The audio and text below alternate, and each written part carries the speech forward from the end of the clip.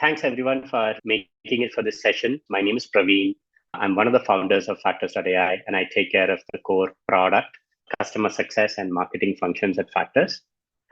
Today, I'm really excited to have Gautami with us. She's one of our earliest customers and has seen the evolution of Factors over the last couple of years. Gautami leads growth marketing at Plenty. I'll quickly hand it over to Gautami to give like a quick introduction about herself as well. Thank you, Praveen. I'm Gautami. I'm a growth marketer here at Plenty. I've been at Plenty for a little over 2 years now. And I'm someone who loves to drive marketing campaigns successfully and be able to, drive growth for Plenty. I definitely have to mention Factors and how it's made a huge difference for me in terms of analytics and how it helped drive growth experiments. Yeah, and that's about me. I'm super excited to be doing this webinar today with Praveen. So we'll very quickly kind of get started. So I just share my screen here and give me 1 second. Today, what we'll be covering today is for a growth marketer, for that persona, what are the key use cases that Factors kind of supports? As you would know, Factors is account intelligence and analytics platform. In a sense, what we do is we bring together your account data from multiple sources, such as your website, from your CRM, from LinkedIn, from G, or if you have like a marketing automation like Marketo, we connect with that as well. Bring together all of your account data into like a single destination. And then we allow you to do, advanced analytics and segmentation on top of that data, right? We currently work with over 500 customers globally, more than 50% of that in North America and the remainder in the rest of the world. As I mentioned, Plenty has been one of our earliest sort of customers. So super excited to kind of do this session with Gautami today. Gautami, what I thought we could start with is if you could give me if you could kind of lay out context of what does a growth marketer role mean in Plenty and what are your key priorities? Maybe we can kind of get started there. Right. So the primary objective for a growth marketer is to kind of attract new customers and maximize their value over time. Obviously, it extends more than just doing marketing beyond an initial customer acquisition. Also, we kind of a little bit dive deep into, retention and expansion. But yeah, so a challenge that I'd continuously keep working towards is like on a day-to-day basis is to kind of go really deep into customer engagement and also obviously acquire new customers. That's my biggest challenge on a day-to-day basis. Yeah. Got it. And just for the audience who may not be very familiar with Plenty and its suite of products, because it's not like a single product company, could you just spend a few seconds on Plenty itself? Right. So Plenty right now is a sales engagement and an intelligence platform. We kind of have a suite of products. We have the sales engagement product itself, and then we have a product called Call IQ, which is a conversational intelligence platform. And then we have a product called Prospect IQ, which is typically prospecting data. And also we have a product called Schedule IQ, which is, to kind of automate scheduling. Right. So all of these are pretty much new, 6 months into the market. So yeah, that's that about Plenty. Obviously, you can definitely get a lot of benefit, especially for sales teams. It would really, really help them. Understood. And in terms of what you said of priorities for a growth marketer, what you mentioned is a full life cycle sort of a role, all the way from acquiring new prospects, converting them and, driving conversions through the website, and hence optimizing website conversions becomes important as well. And then providing, sales intelligence in terms of, which accounts are to be followed up with, which accounts are to be prioritized, etc. Right. So if I understood right, these were the sort of 3 use cases that you mentioned, right? Now, just continuing on top of that. So as I mentioned, we work with over 500 customers currently. And for the first sort of pillar of priority that you mentioned, which is traffic acquisition and quality, right? So some of the use cases that we have come across the marketers that we work with is, the first one is essentially understanding qualitatively which keywords are bringing in what kind of companies to your website, right? So if search traffic is like a as a big investment channel, qualitatively understanding whether the keywords are bringing in the right kind of traffic to your website, right? So if you see that some keywords are bringing in, more of your ICP customers, then how do you actually kind of bid higher for those keywords and get a greater share of that keyword traffic, right? The second use case that we have seen predominantly is, at some point, search traffic kind of tapers out, and the scale on search kind of comes down, and that is when you're kind of looking to stack additional channels of growth beyond just Google search, right? And one of the key use cases we have seen from customers is how do you actually start scaling a new channel like LinkedIn? And LinkedIn is generally seen as a very expensive sort of a channel. But what our clients are able to do is use the intelligence of which companies are visiting the website from paid search traffic, and then only restrict your LinkedIn campaigns to those companies, right? So you are essentially being very narrow in your targeting and just focusing on those companies to kickstart a new channel like LinkedIn, right? And the third one is again measuring traffic quality. So all of this is top of the funnel. How can you measure traffic quality and conversion rate, by industry and segments such as that? So these are some of the use cases that we have come across. What I'll do now is I'll quickly move to the next slide, Gautami, and hand it over to you. So about how you have implemented some of this at Plenty. Okay, so obviously, like I already prior mentioned, like my main goal is to kind of get in, new visitors to the website. And obviously, one way, the gateway for that is like paid ads. We've been running ads, I think, all of 2022 and almost till 2023, right? So especially on Google, and then we shifted to LinkedIn. So on Google, we kind of spend thousands of dollars every month. I think approximately it should be around 40 to 50K a month. And at one point, we kind of started overspending on ads. And this is where like Factors came in.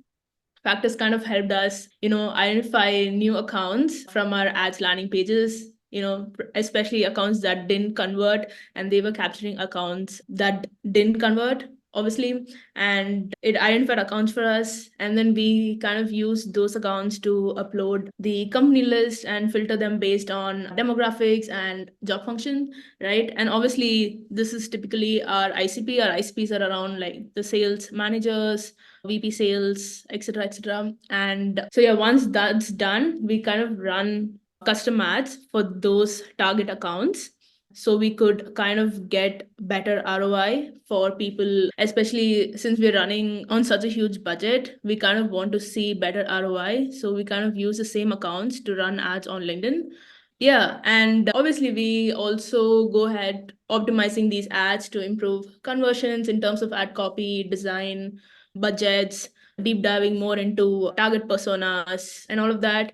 And we kind of get that all of those analytics, how the ads performing on Factors to, that really helped us kind of understand how our ads are performing and how we can do better, right? So yeah, so that's about it when it in terms of Google Ads and how we kind of try to improvise and do better and get better conversions.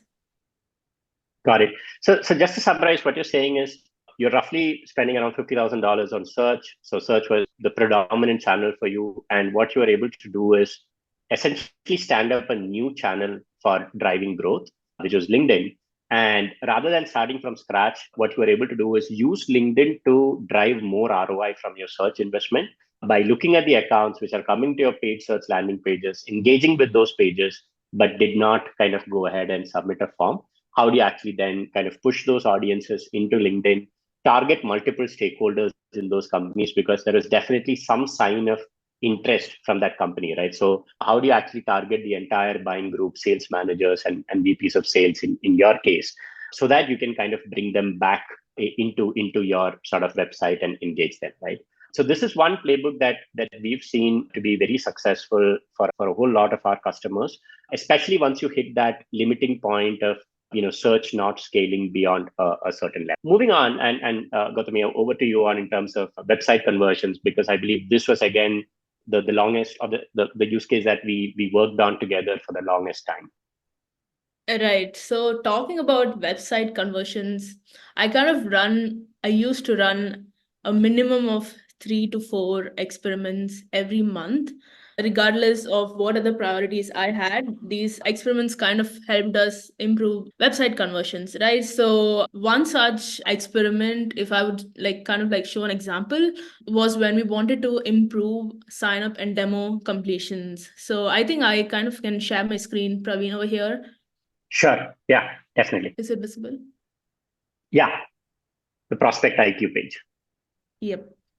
Right. So, yeah, so when it came to improving demos, right? So we kind of had like a 4 field form over here before we ran those experiments. One of our experiment was we had 4 field forms and we saw users not converting, not filling the form, not going to the next step of the form. So this was one of our biggest issue, right? And later on we kind of changed that to just a one field form, so as soon as people gave their email id, and this as soon as they fill the form, this would directly go to get stored as a contact in our crm, right? So because our biggest problem was trying to get customers, trying to get users to sign up or to book a demo, because that was our biggest issue, we kind of made sure we just gave the email field, because if we had that, we could contact them later, our outbound team could contact them later, and to book a call, right? So this was our biggest problem. And after this, we also, instead of having a pop-up, we kind of also had a separate landing page, right? So I think is this one. Yeah, we kind of had a separate landing page. So every time someone clicked the button, schedule a demo button, it would take them to this page. So we kind of saw we lost a lot of load time. When it came to them clicking the button to going to a different page, we saw that that kind of very slightly dropped the number of people dropping off in that stage. So to kind of improve that, we just created this pop-up instead of sending them to that page, right? And after this, I'll kind of show you. Got it. So what I understood is you're In saying one there were a minute. lot of experiments like this that you were running, and the ability to measure all of that on in one platform is what you found most useful. Correct. So we kind of used factors to give us the button data for each of this. So every time a user clicked on the schedule a demo button, factors would give us a report telling that XYZ number of people clicked on the button, and XYZ number of people submitted the form. So say for example, we had 10 people clicking on the button, right? And earlier there were just before we had one form field, there was just one, I think, 3 people filling the complete form, going to the end stage of the form. But once we kind of made all of those changes, we kind of improved that to 6 to 7 people completing the whole form, right? So that kind of factors really helped over there when it came to them like getting the analytics for the buttons, going to each stage. So every stage has a button, right? So factors kind of tracks those, and gives me data every time I run an experiment. So for every new experiment, we kind of measured, and we pulled out data previously to how it was performing prior to the experiment that was run, and how we kind of improved later. So like that was the most like crucial part for us. We kind of saw a lot of success rate, especially in terms of booking a demo and also signing up, right? And if I'm not wrong, we kind of improved the conversion rate for demos, especially from around 25% to approximately 55 to 60%. Understood. Understood. Yeah. So there's one question which has come in. I'll just quickly move to the sales intelligence piece. I think this is very relevant for that section. And Michelle, we'll just come back to this question in that section. So just resharing my screen here. So in terms of conversion tracking, so from what you said, what you were able to do, Gautami, was leverage the automatic tracking functionalities within Factors, where we are able to track all the buttons on your website, all the forms on your website, So you're able to see from one stage to the next stage in your conversion funnel, what's the drop off. As in when you run experiments, you're able to compare that against previous timeframes and see how has that kind of changed, right? So those kind of analytics you are able to kind of get from Factors, in addition to getting qualitative data of what kind of companies are kind of doing this, right? The third sort of use case that we have come across quite frequently is the sales intelligence use case, which is to say, obviously, there is still a whole bunch of companies which probably don't fill out a form on your website. But because we are able to kind of track all of this activity across your CRM, emails, downloading of guides or registration for events, etc., as well as your website activity on all pages, including like the high intent pages, what we are able to kind of give is some inputs to the sales team to say which accounts are most engaged or most showing the maximum intent versus the others, right? And how do you actually then make these signals available to the sales team to either personalize their reach outs, prioritize as to whom they should be kind of going after, right? And what Factors does is we have a very flexible sort of account scoring model, which allows you to kind of consolidate all of this data and score accounts in terms of their level of engagement. And on top of it, we have integrations with Slack, Microsoft Teams, as well as your common sort of CRM platforms like HubSpot and Salesforce, where you can make this intelligence available in the systems that your sales team is already using for you to kind of take action on that, right? So our own sales team, for example, very actively reaches out to companies which are showing interest on our website. And I'll actually take you through that whilst I cover that in a quick demo of Factors as well. But Gautami, maybe you want to kind of talk about how you're thinking about using this sales intelligence for your own sort of use cases. Right. So when it comes to like sales intelligence, I feel like we are about to run campaigns for like using this. So instead of obviously trying to get new customers or new users, we kind of try to cross sell it to our existing customers. And so our current plan is to segment these customers and obviously run campaigns based on that to create, we want like kind of create awareness campaigns and make sure to see if the campaign is running properly, and also make sure we get our customers engaged with the content that we're running. And once that's done, we kind of obviously reach out to them, try to figure out how they want to kind of go ahead with it, and obviously let our customer support team and the customer success team to get this going. And obviously, so when it comes to that, I feel like we've not yet come really far into executing it. We're just around the planning stages of it. And right, so I think it would this whole thing would really, really help us, when it comes to upselling, especially the new products that we currently have. And yeah, so right now what we are doing is we kind of just our CS team reaches out to customers, especially because we have new products. They kind of we run multiple campaigns within the product, trying to tell them, we having a new product, trying to tell them, give them a problem solution kind of campaign, and try to see if they're interested. And if they're interested, we either they reach out to us or we kind of make sure they get on a call and we try to explain and upsell. So if I understood right, you're saying the current priority for you, because you have one established product which has like a pretty large sort of user base and has been in the market for many years.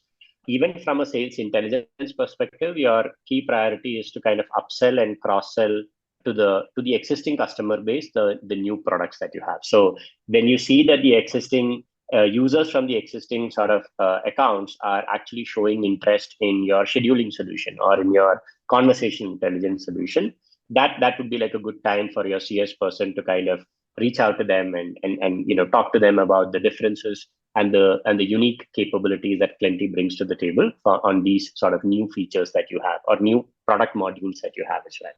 Got it. So moving on. So what thanks Gautami for sharing all of that information. So what I thought I could do for the next few minutes is just quickly walk through the same set of use cases that Gautami mentioned and how that could be achieved using Factors. So what I'll do is let me quickly move to the Factors product. So this is how Factors looks like. If you see, from an integrations perspective, as I mentioned, we integrate with your CRM like HubSpot or Salesforce. We integrate with LinkedIn. We integrate with G2. We bring in all of that data and give you like a single screen like this. You can then build segments. So, for example, I've searched for a specific segment here. So you can build segments or sort of views of these accounts the way you would want to kind of see them. In this case, for example, I've built a segment of companies which are not in my HubSpot, but they have engaged on with our LinkedIn ads and they've also visited the website, right? So these are the sort of accounts that I'm looking at over here. And I can very quickly see that these are the companies, some of them are marked as hot, level of engagement that we have seen, and there is also like an engagement score. And you also get like which are the top engagement signals, right? Like what are the key actions that this account has done because of which they've been marked as sort of hot as per the algorithm, right? So this is kind of trying to explain the reason for marking a certain company as hot or warm, right? So you get to see that, okay, for example, Snowflake has visited our blog page, they've gone to our pricing page twice, they've seen our LinkedIn ads, and so on. And all of this is configurable. So you can configure this the way you would want to kind of define your account scoring, right? Now, if you want to kind of go detail into one of these companies, all you have to do is just click on the company and you get to see like a detailed view of all the interactions that you've had with this company over here.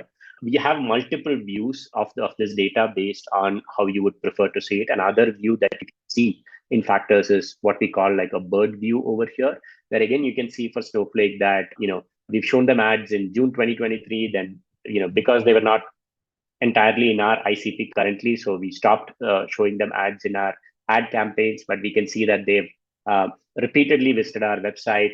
And starting March, we have actually added them back into our campaigns because of the level of engagement that we have seen from that company, right? So likewise, you can monitor all your accounts over here. Another way that I use this sort of capability is whenever I'm sitting with my sales team, I look at, for example, let's say I have Yogesh is one of the sort of in Factors. I can very quickly see which are the accounts that are assigned to him, or if I wanted to kind of see which are the SQLs and opportunities that we are kind of following up with right now. So starting May, which are the accounts that we should kind of go after and try to close? I can see that these are the accounts that we have marked as SQLs or opportunities in my CRM, and it helps me kind of focus all our marketing and sales on these bottom of the funnel accounts, right? Now, what can you do with these accounts? As I said, you can build segments and then you can push it into HubSpot, you can push it into Salesforce. So we have a whole bunch of automations over here, or push it into LinkedIn so that you can kind of do further sort of advertising and nurturing of these accounts. Now, so this is the sort of account screen, and it is a base of Factors. The fact that you get to see all your account data. So if there were known users who filled out a form or who are there in the CRM, they will also come up here. In this case, for example, I don't have anyone from Snowflake in my CRM, but I'm still able to kind of track that there's a certain level of engagement from them. In terms of the analytics use cases, so one of the use cases I think that Gautami mentioned is just knowing qualitatively which companies are searching and coming from specific sort of search keywords, right? So I can see that these are all the companies that are visiting the Factors sort of landing pages, and exactly which keywords are they coming from, right? So some of them are coming from my brand keywords, some of them are coming from generic keywords. I get to know exactly for each company what they've come from. This helps me in two ways. One is it helps me understand, is this keyword kind of, bringing in the right kind of traffic for me qualitatively? The second thing is this also helps my account executives when they are going in for a demo. They can kind of see that, okay, this is what the account had come from, and hence, structure the demo accordingly, right? So this is like, and obviously the third use case is how do you actually take these same accounts and push it into LinkedIn so that you can do further sort of LinkedIn advertising to the same set of high intent accounts that have visited you from search, right? So you're essentially trying to increase your ROI from Google, which is again the biggest channel for us in terms of spend, by adding LinkedIn as an additional sort of strategy to amplify the investment that you're already making into Google, right? So this report is again one of the most sort of heavily used sort of capabilities in Factors for you to kind of understand what accounts are showing interest and which are the specific keywords that they're doing, right? Now, you can also aggregate this. So for example, another sort of capability in Factors is you can define custom metrics. For Factors, like one of the metrics I track is how much of the traffic that we get is from software and technology or business services, which are the two industries that we care about the most, as a percentage of total traffic on the Factors website, right? So this is like, a formula field of, traffic from these segments divided by total traffic. And I'm able to kind of see that for us, the qualified traffic percentage is roughly around 40%, right? So 40% of the traffic on the Factors website is actually qualified to buy. The remainder of the traffic we won't be able to kind of sell to, right? More worrisome fact being that that number has actually kind of declined for us. So, it was actually 43.5% in Jan of this year, but that number has declined to just about less than 40% in April, right?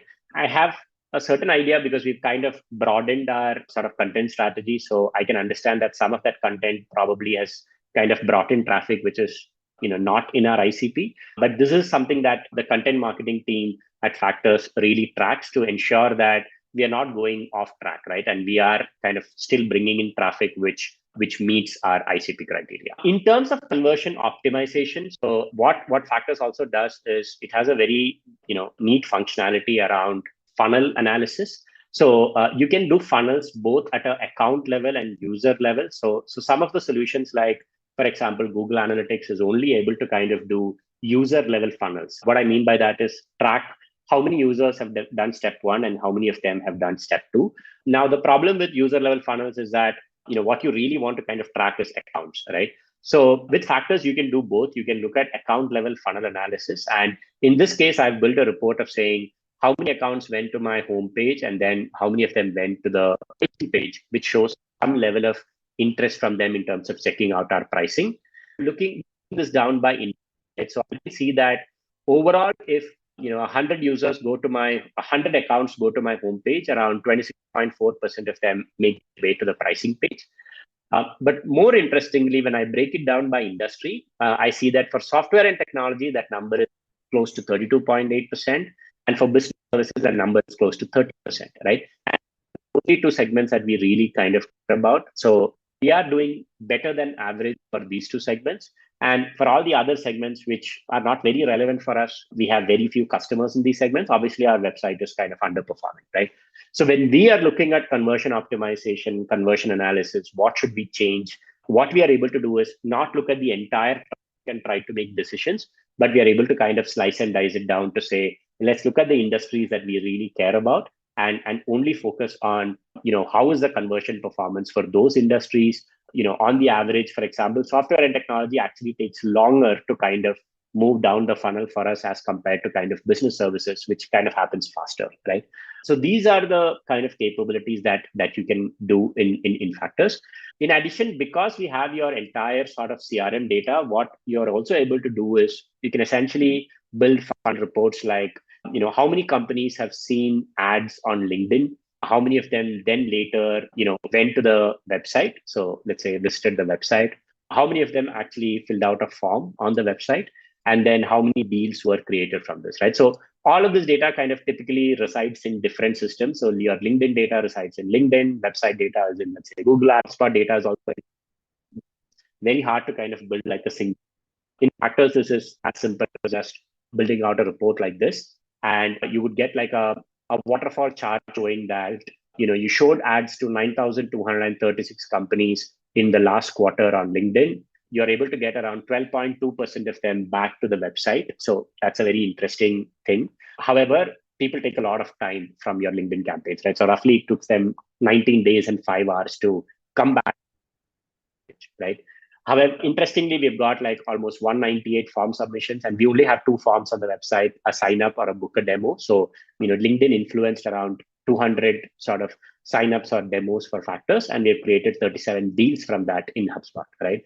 So you're able to kind of drill down and see that conversion funnel from top of the funnel, LinkedIn ad impression to website visit to form submission to sort of deal creation, right? So this is how we help like conversion optimization analysis. The last thing being the sales intelligence automation. So as I mentioned, we have an automation capability where you can define triggers, and the triggers can be when users perform specific events or they enter a specific segment or exit a specific segment. And then you can send these, you can define like your own payload and send this into Slack or Teams or send it further via like Zapier or Make or any such automation solution using our webhook capability. So you can then push it into Salesforce, HubSpot, or any solution that you like, right? The way this looks like, at least for Factors, is if I come in here, I can see like this outbound website visitor sort of channel where I can see all the companies. For example, Tatwik.com was on my generic sort of landing page. I get some information about that company as well. Or when I scroll down, I can see that somebody from Infosys was on one of our paid search landing pages. Again, very interesting for us because we are already kind of speaking to them. So all of this intelligence can come to you into Slack. As I said, you can also automate it into any other solution like HubSpot or your sales engagement platforms or marketing automation platforms. You can kind of do that as well, right? So automations is another sort of very big capability in Factors, right? So yeah, so to summarize, I'd say in terms of unifying all your data into like one platform, pushing that data back into Slack or other solutions, and then doing advanced analytics in terms of conversion analysis, traffic quality monitoring, etc. These are the kind of capabilities that Factors helps for growth marketers and full life cycle sort of marketers, right? Just in terms of, I just quickly move to the questions which are there on the Q&A panel. So Arvind, Arvind's question here was, does Factors get data from VWO, which is a A/B testing solution?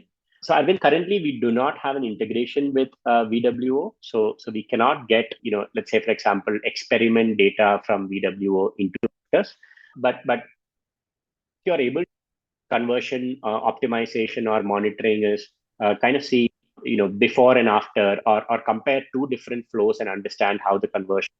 But yeah, we don't integrate with VWO currently, right? Gautami, I think this question was probably for you. This was around, because you have quarterly meetings, etc. What would be the place for sales intelligence signal around, let's say, the quarterly meeting that you would have with the client? I presume it would be about being more proactive, but I'll hand it over to you so that you can answer this question. I think for us, it made more sense to run those awareness campaigns because, firstly, they're new products. You're on mute. Can you hear me now? No, not able to hear you. Hey Praveen, I'm able to hear Gautami. I think might be some issue your side. I think let Gautami go Okay, ahead. so I'll just answer that question on Gautami's behalf. So based on what we have seen with other, in addition to having, let's say, a quarterly review meeting, a product update email, which is like more of an email blast, everybody in your email list. What the sort of sales intelligence allows you to do is to say exactly these customers looking for a competitive alternative to you come to your paid landing. So you can see which of your customers at the risk of churn. Or in the case that Gautami mentioned, you can see that if you've launched a new module, which existing customers are right now on that page kind of doing that research, right? So it just helps more proactive in terms of your outreach and ensure that next weekly with the client, you definitely kind of take them through this new capability, right? That becomes right. So it kind of helps you understand what's their interest and intent. And then obviously it's based on your sort of workflow, whether you'd want to proactively reach out to them or wait for a weekly call to kind of bring that up and do that. Right? So bidirectional integration with Apollo. Yes, we do plan to build a bidirectional integration with Apollo. It's probably Apollo is used by at least around 60% of our sort of customer base. So it's the most popular solutions that we end up integrating with. So what we plan to do is we plan to bundle in a platform like Zapier inside Factors, a whole bunch of integrations of next 6 to 8 weeks in terms of integrations with more CRM or a Zoho, etc., and integrations with contact databases or company databases like Apollo, Seamless, Lucia, etc. Right. So we are working to add more bidirectional integrations with solutions like Apollo. Right. I know we're coming up on time here, but happy to answer any other questions that you have. And yeah, feel free to kind of put it in the box and I'll be happy to kind of answer any questions. Praveen, I don't think I can hear you. Yeah, might be an issue with the earphone. Hey, no worries.